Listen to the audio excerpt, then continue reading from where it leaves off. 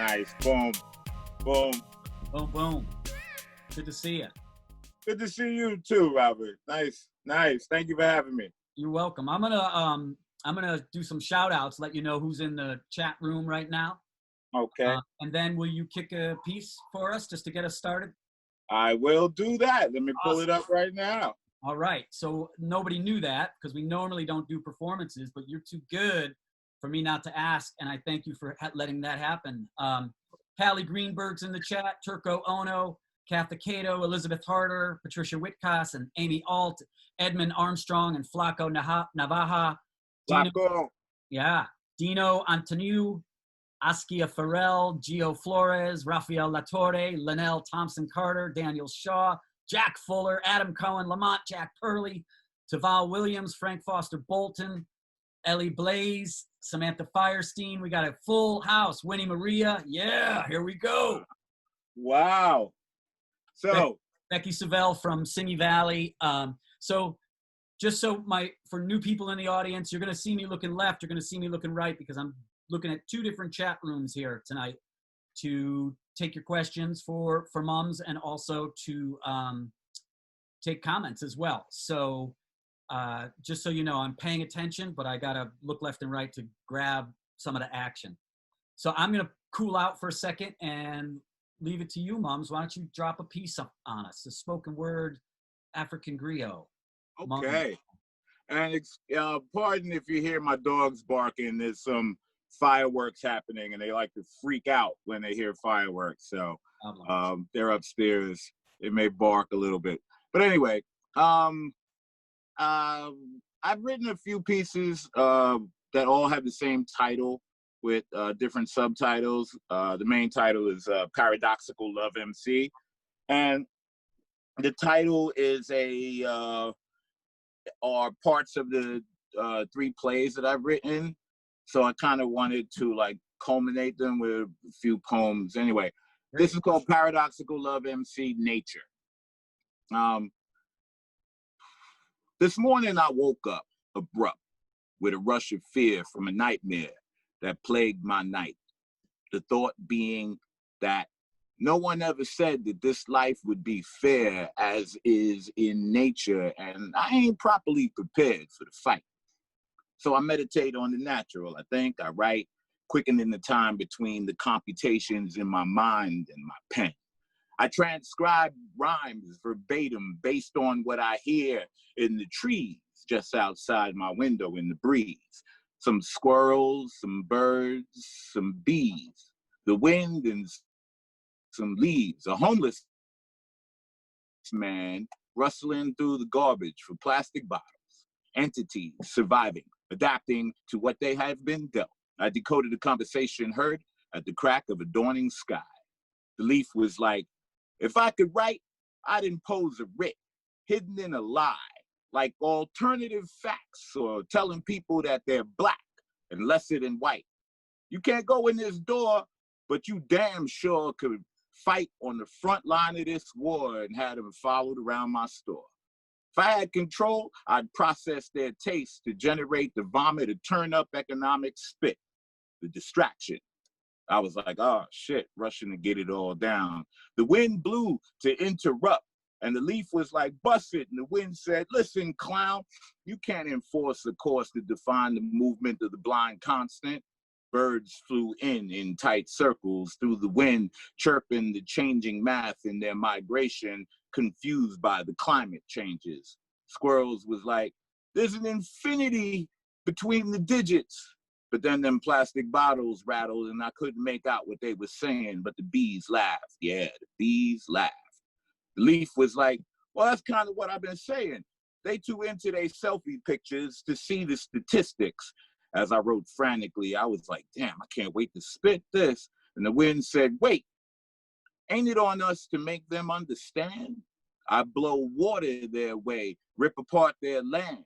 Tree bark said, they just cut me down and board it all back up, hoard water and stack the ignorance over the facts up. And the wind confessed, damn, things are changing fast. And the birds sung a song of reason to the beat of fluttering wings. The plastic bottles rattled again and again, the bees laughed. Wind was like, we should probably lobby for some type of reparations.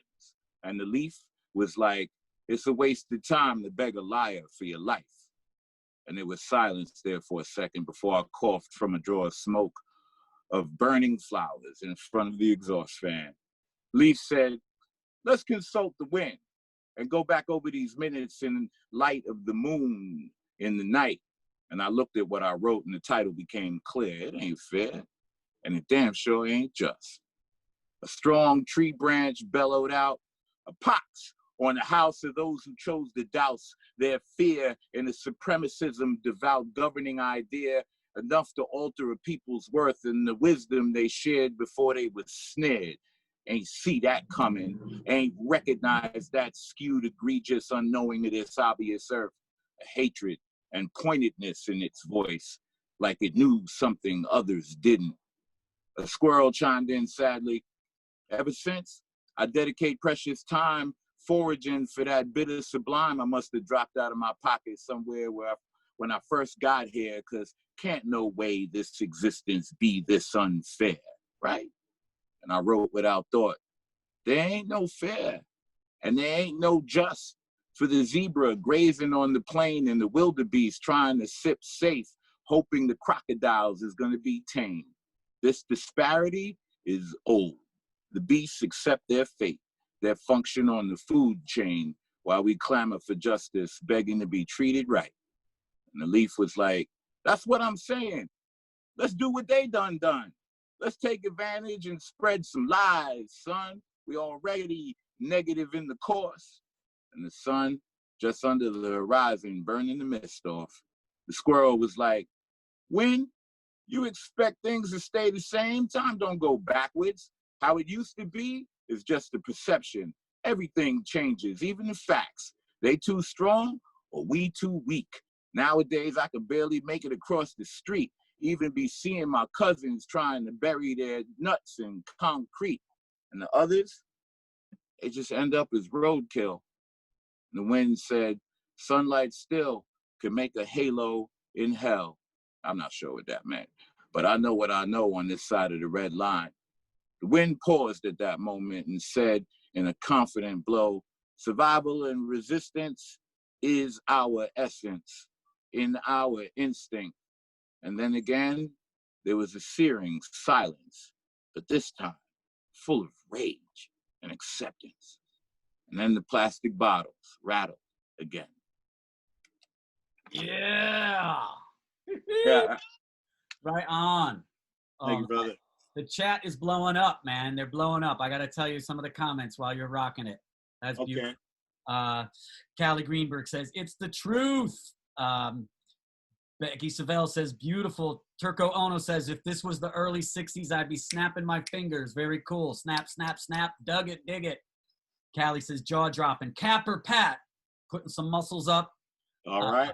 Anthony Carlos Molden says, peace. Soshi Freed says, that was great. James Signor, Mums Rilla, go hard. Yeah, man. Beautiful work. Thank you. And I'm going to go right into a question, which is the perfect question Callie Greenberg's asking. And a quick couple more shout outs. Miles Marsh. Miles Marsh is with us, Soshi, Melanie Collier, Daniel Mastropetro, Carlos Vascanelis. Butchering names, but I'm going to fly through them. Grant Love, Craig Knight, Clinton Mike, James Snyder, Eamon Rodriguez, Gabriel Correa, Lily Therese, Warren Clark, Nabil Venus, Alexander Brené, Anthony Carlos, Halia Jennifer, Tonya Simmons, Natasha Diaz. The list goes on, man. Natasha. James Seidnor, my homie, 34 years, Norfolk Street University. Yes, sir. Yeah, I went to Norfolk State University down in Virginia. Melanie Collier says, dope dose, cuz. Right. Pinta Bona's with us. Mary Pat's with us. Moira's with us. Cynthia DeMoss. Anthony Randall, who was on Wednesday night. Great show if you want to check it out. Heather Prescott's with us. Callie says, everything changes. So Callie's got a question. She said, how were you first exposed to poetry?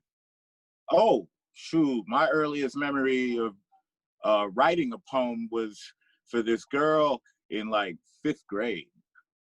Yeah. That was my earliest memory. And then the next thing was just hip hop. You know, I was a rapper. You know, remember like in high school, I was scared to get in the cipher.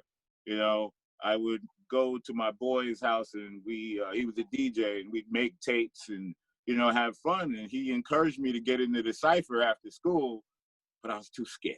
I was too scared. Right. You weren't scared. You weren't scared in the 90s when we were kicking it downtown and doing all that spoken word. That was... Well, you know, I mean, and this is what my solo show was about, a sucker MC. My whole career as a poet started because I needed to overcome this fear of performing in front of people and performing on stage. So I had some really awkward moments at the beginning of my career when I went down to the New Eurekan Poets Cafe. When I first went there, I was just a rapper, you know, and then it just slowly, you know, through reading books and listening to other people and different ideas, I switched over. You know, I didn't have any beats, you know, and the writing got deeper, you know, so it became poetry. The images here are the ones I remember. These are the... Oh yeah, that one right there. That's from my solo show, A Sucker MC, when I did it at the National Black Theater back in 2017, I want to say. Uh-huh. Yeah, that's just me spitting. Yeah. Yeah, my solo show. Yeah, there's some beautiful pictures. You went from hip hop to poetry to theater. Yeah, and I mean, I still consider myself an MC, you know, but in my switch to poetry, it just broadened it. You know, rap had become kind of co-opted by corporations, and it kind of dictated what people were talking about. I remember, I wrote a song called Rusty Razor Blades, you know, back at the beginning of the gangster rap era, you know, and I'm like, why am I writing Rusty Razor Blades? I'm not a violent dude. You know what I mean? Right. But the industry was dictating that, you know, this is what sells, so this is what we'll buy, you know. And I remember I went to Puffy with my demo tape, sat with him as he, you know, pressed fast forward through it. And he gave me some great advice, though. He liked one of the songs, and he was like, you know, you go work on this, and then maybe I can, you know, introduce you to some people, this, that, and the third. Yeah. But it helped me realize that I got to do me in order for people to really get me. You know what I mean? Yeah. And that my inside wanted something deeper than just rapping about the standard. You know what I mean? There was a whole series of poems that you were doing based on cockroaches. Yes. Yeah, very early in the beginning of my career, it was... What was the infatuation with cockroaches? You were rocking out poem after poem about cockroaches. Poem after poem. Well, because cockroaches represented something. It represented the hood, for one, you know, my youth. You know, I mean, I remember pouring cereal into my cereal bowl and having to throw it away because there was cockroaches in it. You know, growing up in the Bronx, you know, in a tenement building, then going to, you know, another like project, and then going to the high-rise project, River Park Towers, you know. So back then, cockroaches represented that for me, but it also represented resilience. It's like, you know, cockroaches are going to be here well after us, you know, and Black people have been through a lot, and we're still here, you know, and that always warmed me, you know. So it was easy to use that metaphor back then, you know. People dug it. Yeah. Warren Clark says, Bronx, stand up. Bronx is always standing up, baby. You know. Malik Youssef Kumbo's here, Padriak Lillis, Christine Nelson, LeMay Caparas, Lucas Papeas. Craig Knight says, yes, the confident cockroach. Baba Israel is here. All right. Oh, Baba. Yes. And my boy Patrick. Yeah, I love Patrick. A lot of familiar names. You know, when you're on Facebook, you end up, I don't know faces, but I remember the names. I recognize names. So this is from is this your first TV role? I mean, you being a poet, so this is, Yeah. you know, in real life, you're a poet, and then bam, you're on Oz on HBO as poet. Poet. Yeah. Yeah. When I was at the New Eurekan for about 6 years performing regularly, and I got better. It's just, you know, it's like stay in one place, like the sun. I always say, you know, you stay in one place and just get hot. And that's what I did at the New Eurekan, and I just got better and better, you know, learning and practicing, and so I did a poem called "Kidnap the President's Wife Without a Plan," and this is during the Bush era, and a director was in the audience that night and came up to me afterwards. Long story short, asked me if I would love to audition, and I was like, well, you know, how much does it pay? And she was directing the first episode of Oz, the pilot episode. I auditioned for it. I was horrible, but they loved my poetry, so they put me in it as a poet. And I said, yeah, well, you might as well just name me poet, you know, and that's how it got. But then they had like a little inside joke, because my real name on the show was Arnold Jackson, which is, you know, from three. What was it? No, what was the show? Oh God. What's happening? No, not what's happening with the short dude. It's going out of my mind right now. Out of my mind too. Somebody in chat, tell us. Shake our memory up. Warren Arnold Jackson. Mount St. Michael Crew, says Warren. Yeah, Clark. Mount St. Michael. That was my high school. Craig Nutt says boric acid. A couple more shout outs here because people are going off on you here, bro. Keith Davis from Texas is with us. Nick Schiavone is with us. Nick's a professional boxing referee, among other things.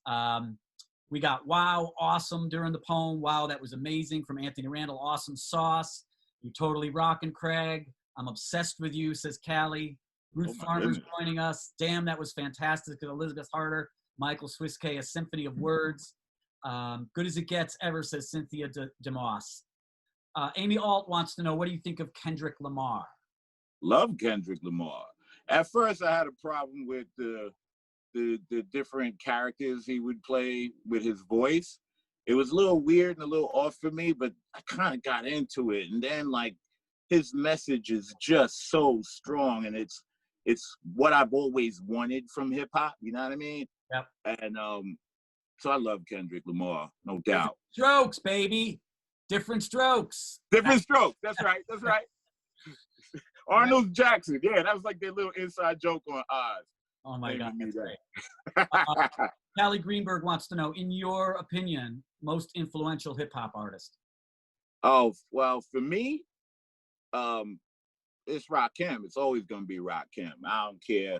My top 5 MCs always change, but the top 4 of them change constantly, except for Rakim. Rakim is my biggest influence. I remember hearing Rakim for the first time. And I remember hearing hip hop for the first time. And I remember when I got Rapper's Delight. But before Rakim, it was like, you know, oh, this is fun. We having fun, party. And Rakim made it serious. And I think that was my inspiration for really taking the rhyme serious and pushing me into poetry. So yeah, the God MC. Yeah. Somebody also just said during your poem said Rudyard Kipling. Who's that? Kipling? Yeah. Wow. Colin Peterson wants to know, what were you scared of the most when it came to rhythmic lines of poetry? How did you get over that fear? You know, it's the same fear I had when I was in Little League, you know, when I'd get up to bat, you know what I mean? Everybody's looking at me, you know, the light is on. I was wonderful in practice, but in the game, woo, I couldn't hit anything. I was shaking with fear, you know, and that's what my solo show was about. It was like hip hop was a thing that helped me overcome my fear. You know, there's this bravado or, you know, confidence that's exuded in hip hop. Yeah. And being an MC, like rocking the crowd, moving the crowd, being an MC, the MC moves the crowd. And I was obsessed with that but I didn't have the ability to stand confident in it until I hit the Nuyorican in a real way, you know. And now that's my saving. I mean, that's my comfort zone. My comfort zone is on a stage, you know. I know that. I know yeah, that. yeah. So for those of you who don't know New York, Nuyorican Poets Cafe is what we're referring to when we say Nuyorican. Yeah, Nuyorican Poets Cafe. And it was the Nuyorican Poets Cafe, Bowery Poetry Club, the Brooklyn Moon Cafe, a lot of little spots out in Brooklyn. You know, I just used to hit up everything. You know, I would go and get flyers for every single open mic, and I'd run the town. Yeah. Absolutely. Yeah, you could do 2 or 3 in a night if in a night like that. Yeah. Yeah, back then. Let's see. Tammy T dropping different strokes. Heather Prescott says nice. Scott Irwin's with us. Lauren Herman. Turko Ono wants to know what poets inspired you and who inspires you now, and who do you inspire?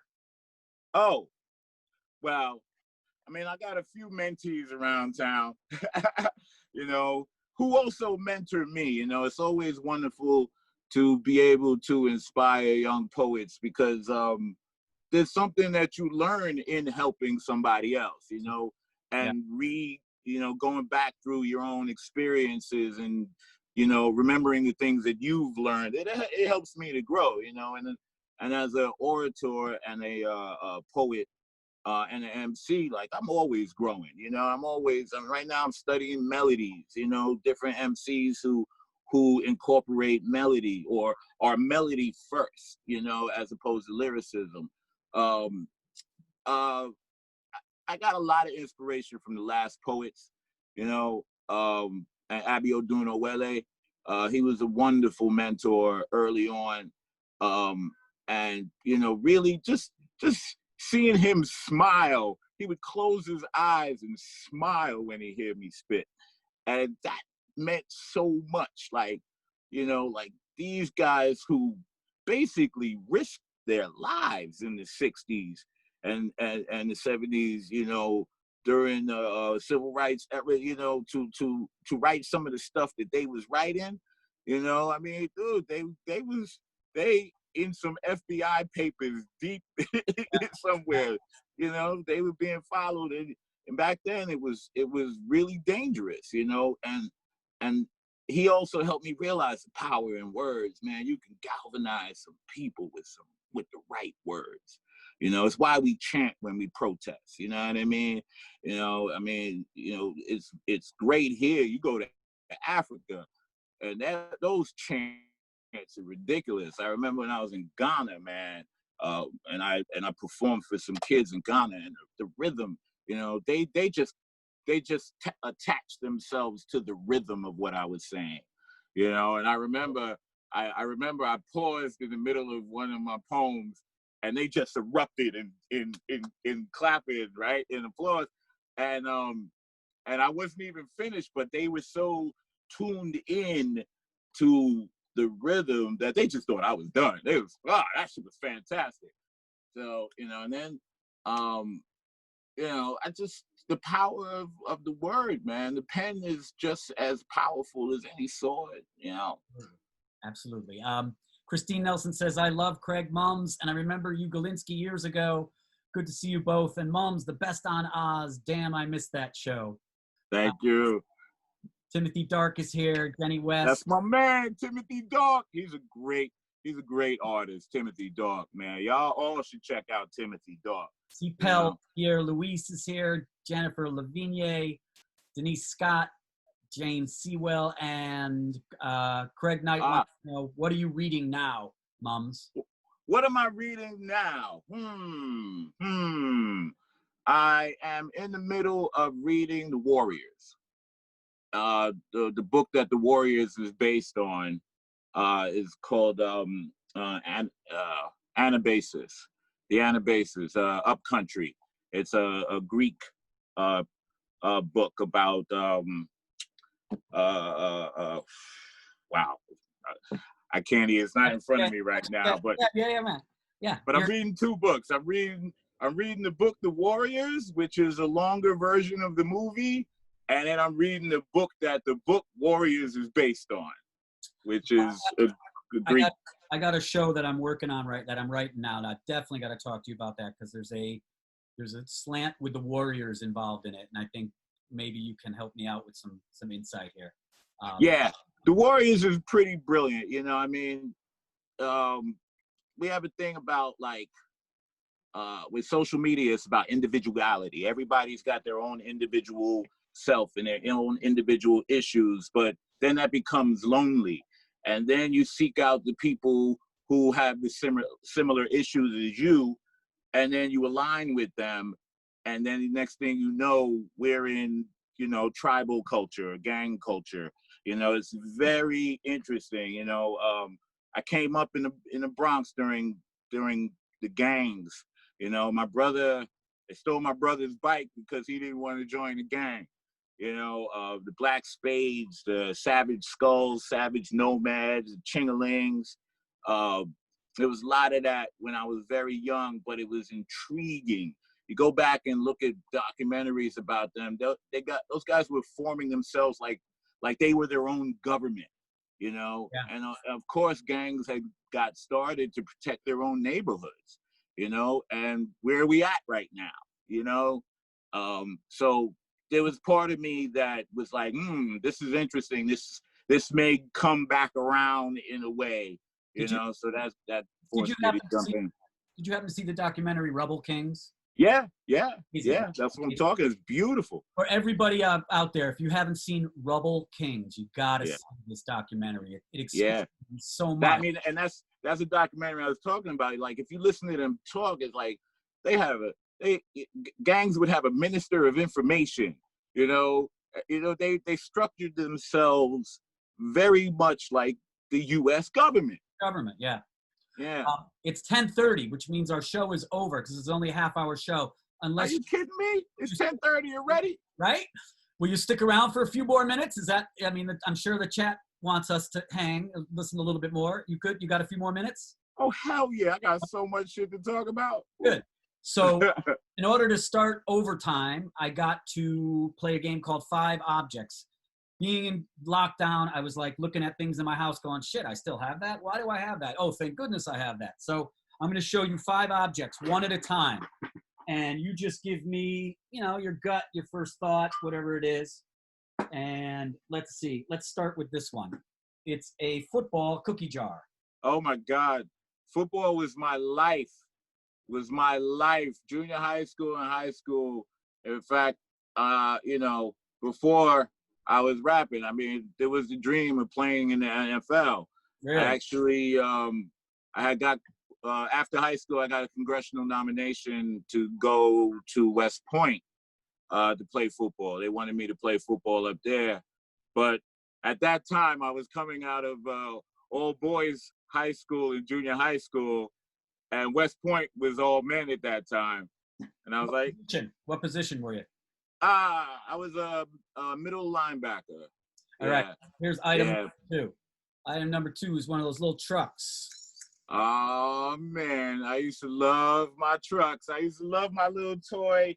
What was it called? The cars on the track back in the day. I had electric race tracks. Tyco and Hot Wheels. Tyco and Hot Wheels. I was in the Tyco. Yeah. It was the electric track, and then I had a lot of Hot Wheels. I had a shit ton. All right, here's number 3. Pair of sneakers that are adorned with, it's green screen, so it's kind of hard. All right, Did I see marijuana leaves? Exactly, yes. They're marijuana sneakers. I'm an official pothead. Let's not get it twisted. Okay. But I don't necessarily smoke weed anymore. I make weed butter or weed oil, marijuana oil. Put it in my tea in the morning. Just goes down so much better. All right. Yeah. Here's item number 1, 2, 3, 4. Little coffee pot. That's what I use to make my tea. And then last but not least, chessboard. I love chess. Chess is my game. I haven't practiced enough lately. So every time I go to play, my friend who's a big chess head, he beats the shit out of me. But I love chess, you I had know. a feeling you were a chess head, man. Yeah, I'm a big chess head. I just don't play enough. I had a feeling you were more of a chess head than a pothead, actually. Yeah, I'd say that. Yeah. All right. So kind of even. we got some more people in the chat showing up. Stephen Pickett, Tremisia Ford, welcome. Heather Prescott wants to know, what are your current female artists that you listen to? Well, I love my Jill Scott. I always go back to Jill Scott because she was on the scene back when I was on the scene as a poet, you know, especially when I used to go down to Philadelphia to the 5 spot and rock with the Roots.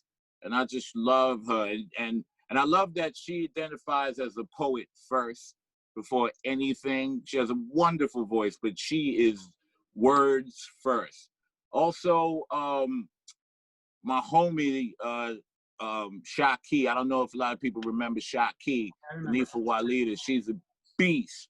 She's a beast, and she's a dope-ass poet, MC, vocalist. You know, she always is in my head as far as dope artists is concerned. Back when I was with the Vibe Chameleons, we were in a group together called Vibe Chameleons, yeah. And I just went down a Betty Davis YouTube rabbit hole the other day. I was listening to Questlove's spin, and he was playing some Betty Davis and talking about her, and I just went down a rabbit hole. And she was a beast, man. She was a beast. This music isn't like how it was when it was in the 70s. You know what I mean? It's crazy. I remember, well, maybe like 15 years ago, when someone first started, or when auto-tuned to the voice, people laughed at it. We're like, this ain't real. It's ridiculous. Now it's absolutely part of the game. Everywhere. It's everywhere. And it still annoys the shit out of me. Yeah, me too. Yeah. Jane McLeod, Pantero's with us, Monica Moreno Villalobos. Okay, so Callie Greenberg, and actually before I do that, you know Capper Pat? Capper, yeah. Mums and I both voiced characters for the video games Grand Theft Auto 4 and The Warriors Virtual Show Stars. That's right. So that's Callie, right. Yeah. Callie got a question about that. What was your experience like having a role in GTA? And what's the major difference between being in a video game versus being in television? It was a lot more work for a lot less money. Really? And yeah, I hate Rockstar. Fuck Rockstar. And I'll never do it again because those games make more money than movies. And they don't pay their actors properly, and they don't give residuals, and they work you to your voice is gone and you're sweating. And they just, I didn't like the way I was treated, you know? Yeah. And, you know, some people always say, well, don't talk bad about it because you won't work for them. I don't give a fuck. Fuck Rockstar. You sound like you have much to lose, you know? Yeah, yeah. Fuck. Robert Weber, Andrea McCartney, Diana Paragas are with us. Jack Fuller says, Ghana has amazing people with their depth of soul. I was in the deep parts of Kumasi, and the funerals are happy, and the celebrations. How can we live with their love for life, he asks. Everything is connected to a higher power. Yeah, I was in Ghana for a month in 2008. I went to Elmira, the slave castle. Yeah. It was a very moving experience, man. I was in Accra, and it was beautiful. And there's been many times in my head of thinking about like spending like 3 to 4 months there out of the year, because it's just a beautiful, beautiful place, full of heart and strong-hearted people. You know what I mean? And they don't shield their emotions the way we do. You know, they don't. Everything is out in the open, and the conversations are beautiful. If you love something, you love it. You know, if you don't like something, it shows on their face. You know, the slave castle brought me to tears, dropped me to my knees, you know, and it wasn't even when I thought it was going to happen. Went to the slave castle, you know, went to the room where they said this place, this little room housed like hundreds of slaves. They pointed to this line on the wall, on this brick wall, and they said it was up to that line in feces, and people were housed here, and it was in the basement of a church. They were underneath a church in this slave castle. Then they showed the hallway of glass that they had to go through the door of no return to go to the ships. And, you know, at that moment, I was overwhelmed, right? And then the guide is like, yes, it was a horrible thing that happened. Please visit our gift shop. And, you know, that'll bring you to your knees, man. Yeah, but the very next day, out of nowhere, I just wept. I just wept, dude. And even thinking about it now, with everything that we're going through, you know, everything that the African diaspora has been through in the world, you know, not just America, but like, you know, I'm West Indian, you know, and, you know, it's a wonder to realize that we're still here, but it breaks your heart that humans can treat other humans like that, you know? Absolutely. And the thing is, that's why I tell people, you know, somebody on Facebook was like, are you holding your white friends accountable? You know? And I said, you ain't got to ask me to hold my white friends accountable. All my friends have been vetted. You know what I mean? My cycle is the circle, my circle of people in my life is fortified. You know what I mean? You know, and I know their heart and they know mine, you know, and I trust that.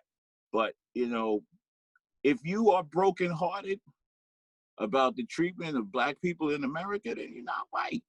I don't care what color skin you are, because white is an identity in total opposition to Black. There's no such thing as white pride. White pride is racist. You know, there's Irish pride, Italian pride, German pride. Oh, I'm down with all of that. Once you say white, that means you got a problem with me. Once you identify as white, you got a problem with me. Absolutely, man. You are summing this up, man. Thank you. Oh, man. You know, yeah. I go ahead. You got more? No, I'm good. Unless you got questions. I've been blown away by watching one of the new pieces of that's falling down is NASCAR banning that flag.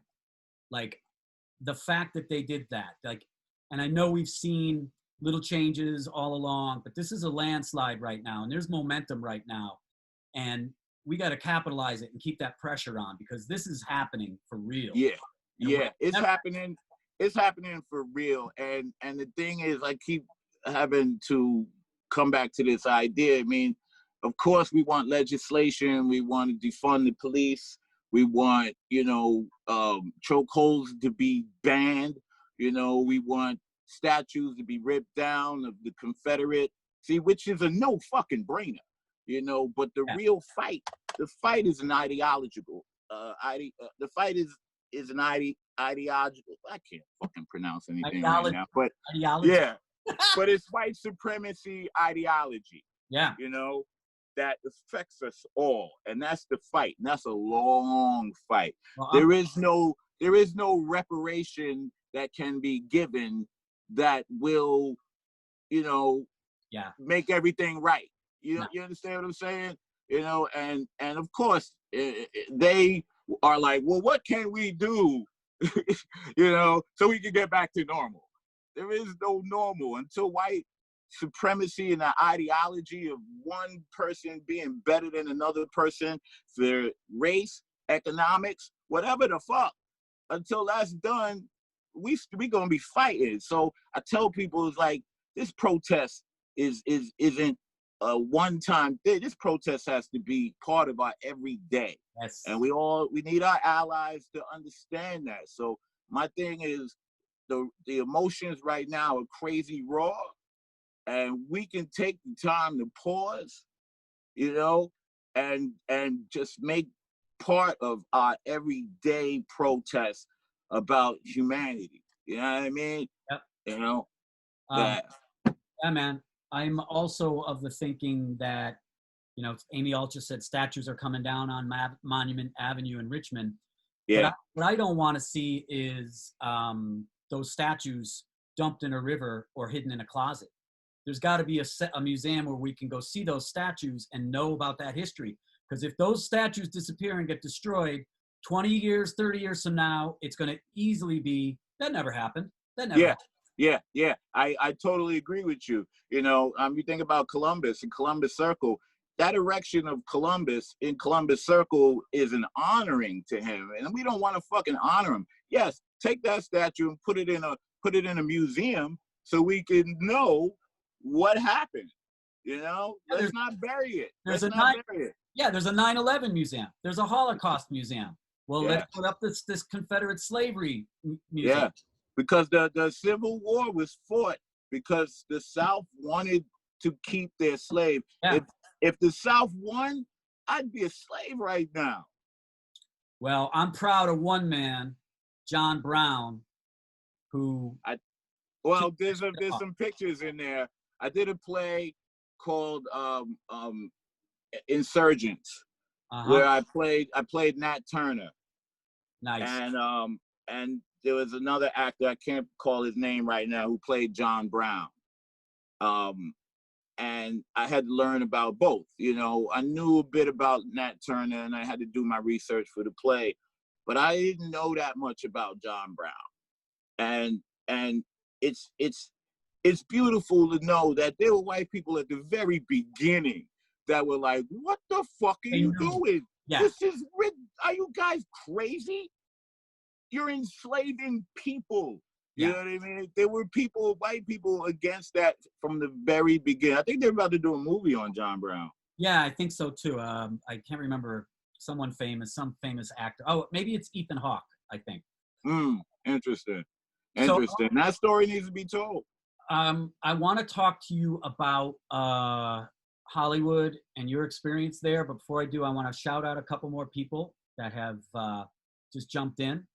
Zakia Modeste and Colin Peterson says, learn from our past, grow from our past. Yeah. Callie Greenberg says, hell fucking yeah. Steve Yeah. Wishnoff is here. Leanne Ramirez Swirk says, real talk. Vanessa Jenkins, Ricardo Cemento are with us. Perp L says, that's heavy. John Terry joined us. Timothy Dark, 2 black hearts and 100%. Sean Randall. Sean Randall. Good to see you, Sean. Sean Randall, we got to talk, Sean Randall. Holla at your boy. Kimberly Evolution Crawley's with us. Nando Ramos, Alicia Bettis. Your homies are here. Yes, Nando. Me and Nando, he was my best friend in high school. Alfredo So, Stephen Schwartz. Steve Pickett's here. Carolyn Neff. Mike Keller. Let's see. Danielle Mastro Pietro. Can you talk about the first time you drew your name? And how you do it the same or different now? Because I like those letters. And that was a question I was going to ask. If people haven't noticed muMs nickname there, first let's get the origin, but MUM, and the second M is capitalized. So yes. Well, I draw my name every day. I write my name every day. I'm a big graffiti is my hobby, you know. So I'm always writing my name, and muMs is an acronym. A lot of people think that I make this acronym up on the spot. It's not true. When I decided to call myself muMs, it was an acronym. It stands for manipulator, under, manipulation. Yes. Wow. Yes. Yeah. I've known you for so long. I never knew that. That's great. Yeah. That's amazing. Yeah. Eddie Nux just joined us. Giselle White Savage just joined us. Jenny West says, MC in the house. Turco Ono says, you two are members of the human race. Capper says, noticed muMs in the latest episode of The Last OG. Yes. We did The Last OG. I think it aired like a couple days ago. It was beautiful. Cool. You spent some time in Hollywood, and I remember when you went out there, we had some conversations, and you were talking about shopping one of the projects you had written and how people were into it, but they kept saying, you're too heavy and you're too dark to be the leader. Yeah, I always got a lot of that. I always got a lot of it's too heavy and you're too dark. And one of the reasons I didn't do more episodes of Deaf Poetry. Moms, this shit is just too heavy, man.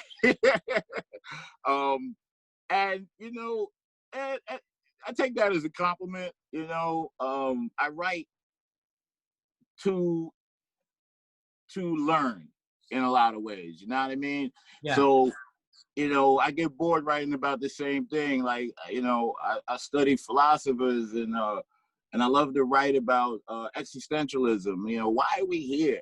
You know, is there a God? You know what I mean? And if there is a God, like, what are we doing? You know what I mean? There's a lot of questions about life and living and humanity that I try to answer for myself through writing.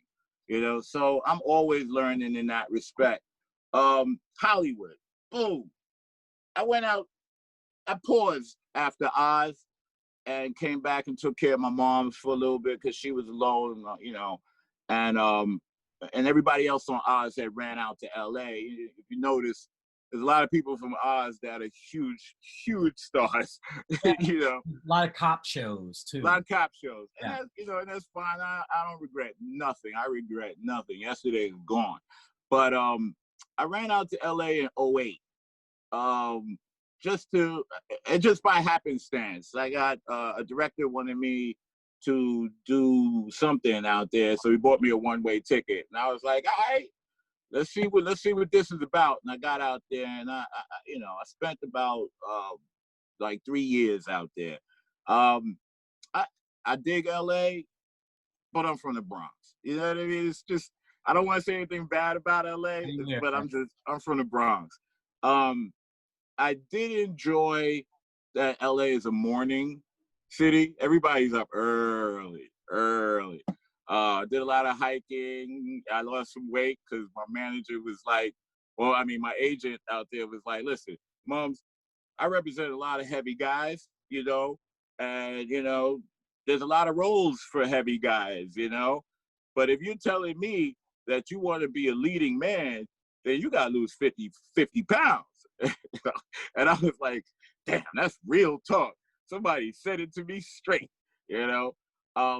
And I love acting. I love acting. Being an actor is a wonderful thing, but some of the things that people have to do to be successful in this industry, I'm just not willing to do. Yeah. You know. But I ended up I would have stayed in LA, but my mother had come down with Alzheimer's disease around in 2011, 12. And so my brother, he called me. He's like, listen, Ma can't find her keys. She can't find a pocketbook. And she's asking for you, you know. And I came back to see what was up, told my agents out there, I'll be back in the fall. I ain't been back yet. It's a great place to work, man, but I don't want to live there. I was there for a year and a half, and like you, I think I'm an East Coast, and I'm an East Village cat. So yeah. You know, it's a totally different life. You know, luckily I was living in West Hollywood, where you can kind of walk around, but and I got a lot of friends in LA, you know, and you know, when I was there, you could buy weed with your credit card, you know. And I know, right? That was great, you know, but it's just, you know, it's just, I'm from the Bronx, and I'm still in the Bronx. Timothy Dark says, Mums is a legend. Sharif Simmons just jumped in. Sharif, that's my man. Yeah. Don Jones, Marty Marr. Yeah. Stacy Raymond. Mums was great and high maintenance. Daniela Mastro Pietro. High maintenance. Yes. So, tell us a little bit about that experience with high maintenance. That was a wonderful experience. The guy. Yeah. There you go. The guy directed that episode, and it was wonderful. I've done some VO with them, and he brought me on for this character, and I played like a OG Pops, you know, a cranky old father, and you know, who tries to smoke some weed, but it's too much. It's just too much. How do you feel about that, man? I still see you as the 25, 26-year-old Mums that I, you know, came up with. I know, but I'm 51, man. Right? And you know, I got used to playing a prisoner, but it's nice to be able to play like some blue collar workers. You know, I did a Blue Bloods episode years ago where I played like a court, as an assistant to a judge. Whereas that was wonderful. I've played a cop. I've played, Tappers pointing out Lysol from Chappelle's Show. Lysol from Chappelle's Show. Yeah, I get recognized for that a lot. A lot of people saw that. Turko Ono asks, if you could wave a magic wand, what would you be doing with your life, your work? Oh, I'm doing what I want to be doing. I'm doing it. I'm lucky. I try to thank the stars every single day for the life of giving. Yeah, I mean, you know, we all want a little bit more money, pay these bills, but you know, the fact that I can use what used to be my hobby as writing is my craft of performance as an actor. I'm blessed. But one of my dreams is to play Marcus Garvey if I ever can get a chance. Oh, Yeah. If anybody, right? I told Spike Lee, I said, yo, Spike, man, I want to play Marcus Garvey if you ever do that Jack Johnson. And he's like, he looked at me. He's like, maybe you should do it as a one-man show. You know, maybe I'll come and check that out. Yeah, get that going. Nice. So that's a dream. Yeah. I mean, yeah, I got a few dreams. One of them is to be a professional poker player, but hey, whatever. You play a lot of poker? Not as much as I want to, you know, because it's a very expensive hobby, but yeah. Scooter Milvey just joined us, and let's see here, who else? Farah Boulay, Sean Shishido. Good to see you, Sean. Okay. Turko Ono, who asked the question about waving the magic wand, says, good for you. Thanks. Zakaya, I agree. Don Jones, Aquarius, cheers. Aquarius, cheers. I see that person every day on Facebook. Shout out to Aquarius. Monique Hines, Meredith Nikolaev, Mike. Meredith. Yes. Mike Keller says, muMs was fantastic in Perp by Lyle Kessler. Yes, I did a play, I think it was two years ago. It wasn't last year, it was 2 years ago, by Lyle Kessler. I played in this play Perp at the Barrow Group. Yeah, that was a great experience, man. It's always wonderful to work with Lyle Kessler. He's a fantastic playwright. You know, it's the second play that I was in with by Lyle Kessler. The first one was down at the oh God, I can't remember anything right now. Because you're blowing our minds with your magic in the moment. But I love Lyle Kessler, fantastic playwright, man. Take a peek at a couple of other images here. That is from Bull on CBS, which just aired this past year. I shot it at the top of the year, and it aired, I want to say about a month and a half ago. That was great. I did a nice guest star. Played a Metro North kind of conductor who the plane crashed and the train crashed and killed, and they tried to blame me for it as a conductor, and it turns out I didn't do it. Like it always happens. Absolutely. June Elizabeth Williams says, yes, you would kill as Marcus Garvey. Boogie Down Forever. Peter Hirsch just joined us. Sean Rendell said, I saw muMs. He was great in that show. Mike Keller says, Rattlestick. Rattlestick, yes. Yes, we were down at the Rattlestick with, God, I should have prepared better. No, good. We'll do it again, too. So we're gonna wind up in a few minutes. So what I do at this point is I tell my audience, please give us your comments of thanks, your kudos, your blessings for this past hour. And then I have a couple more questions for you. How has the quarantine, how did that upend or change your thinking in any significant way, being locked in? Well, for one, my mother passed at the very beginning of the COVID thing. She was in a nursing home since 2014, so 6 years. and she passed. So I had to deal with that emotion, the emotion of not having parents anymore, you know. And then the COVID scared the shit out of me because I do have some underlying symptoms. And so every day it was like, am I going to wake up? You know what I mean? And then once that anxiety kind of subsided, I started to notice that this thing is just, I'm living in a roller coaster of emotions, you know? And now that we're in the racial, you know, COVID apocalypse, you know, my emotions are all over, and this president keeps triggering me, you know? And, you know, when people used to talk about things that trigger them, I'm like, well, you know, you should be in control of yourself, you know? Who the fuck am I to say, you know? And I didn't understand it until, like, you know, where the president could say some, like, dog whistly racist shit. Yeah. And then I have a bad day and I'm treating everybody horribly, you know, and don't even realize it, you know? So there's a lot of connecting to my own emotions that's been happening during the quarantine, you know? And really seeing a little bit deeper into myself, you know? I mean, we all talk about, yeah, meditation and Eastern philosophy. That shit took hold in me during quarantine. You know, I try to do my breathing exercises or my deep breathing exercises in the morning when I wake up, and you know, and been trying to meditate, man, and really just focus. The meditation's amazing. You know, Yeah. Dr. Joe Dispenza? No. Dude, no. Dr. Joe Dispenza, amazing. Writing it down. Oh my God, this guy, he's amazing. We can talk about him offline. Okay.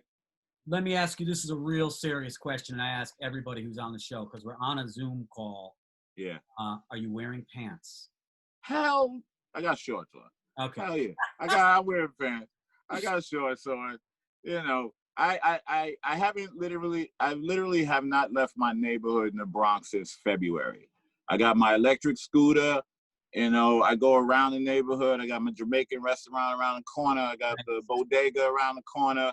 You know, I got my peoples across the street, you know, and so I just been in the neighborhood. So yes, I wake up and I put some pants on because I don't stay in the house. I got my backyard. Yeah, sure.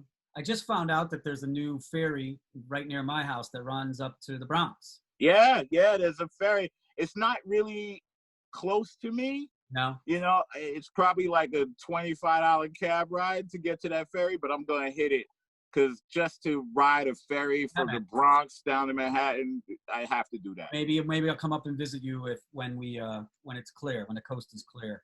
Yeah, man, come sit in the backyard. Yeah, you know, let my dogs jump in your lap. All right, some shout outs here. Let's see here. Michael Swiskay, sorry for your loss, moms. Condolences from Zakia. Thank you. Poetry, Amy Alt said, made my night. Sorry about your mom. Great episode. Triggers are real, says Zakia. Triggers are real. Callie Greenberg, sorry for your loss. Rob, you rock, baby. We're going to be besties, says Zakia. All right, good.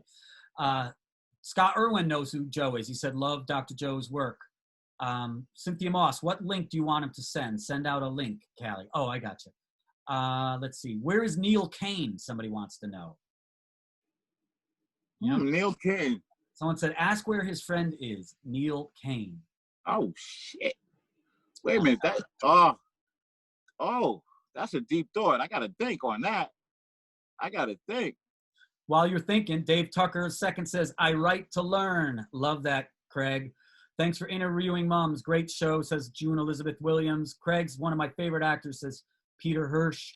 Aquarius Chairs, you should definitely play Marcus Garvey. Yes. Gail Knopp just joined us. We need your poetry again during this time, says Trina Slade. Alexis P. Sutter's with us. We sure do need your words, says Giselle. Inspiring actor, inspiring guy. Agreed, all around. Moms, last question for you. Yeah. This audience, I've been doing this 5 nights a week since March 23rd. Tonight is I'm signing off for a little hiatus on this season 1. So I'm honored that you are my closer. And so I've asked every guest at the end of every show, what's your call to action? This audience there's a percentage of this audience has been with me since March 23rd. Yeah. I started this show because the quarantine lockdown had me going crazy, and I was like, yeah, we need people to talk. We need people to interact. We need some kind of escape and some wisdom. So what is your call to action for this crowd? Because they're listening. Well, here's my thing. We are on the precipice of a new world. There is no normal that we're gonna go back to. Zoom is part of our new world. Really taking a deeper look into ourselves is part of a new world. Really connecting to our circle in a real way is part of our new world, and being mindful of that is part of our new world. I think the call to action is to adapt. That's if humans are native to this planet, then we will adapt to anything, to all changes. So we must stay flexible, in our thinking, in our bodies, and I guess the call to action is just to really be mindful of our connections in this world. You know what I mean? Because that's the real deity. Yeah. Our connections to each other. Connections to each other. Yeah. Brother, thank you so much, muMs. It's always been great. Always been great hanging with you. And I'm so psyched that you were with us. Yeah, man. Thank you, brother. It's been a pleasure. Peace. All right.